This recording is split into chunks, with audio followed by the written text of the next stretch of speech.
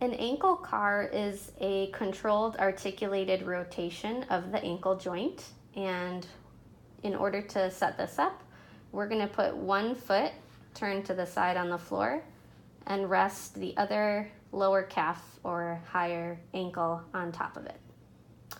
Then what we're going to do to begin our ankle car is bring our foot into what we call dorsiflexion, our ankle into dorsiflexion. So we're reaching our toes toward us, heel away from us. During this ankle car, we want to keep the knee and hip from doing the rotations. So if you need to, you can even hold on to your knee to make sure that it doesn't move. So to begin, we're going to go into a rotation toward the body first. So from our full dorsiflexion, we're going to start to bring the big toe toward the midline of the body and making sure that the knee isn't doing the rotation. So it's just your ankle going into that rotation. And then once you can't get any further and you feel a big stretch on the side of your ankle, you're going to start to push the toes and the ball of the foot forward, still reaching toward the midline of the body,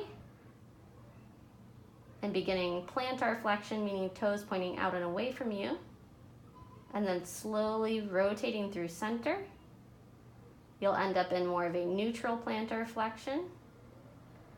And then we'll begin to take the pinky toe as far to the right as we can, and then pulling that pinky toe up and back as far from the center of the body as you can, coming into dorsiflexion, and then pulling it back to center, and you'll end up where you began. And then we're going to reverse that circle, pinky toe to the outside of the body first.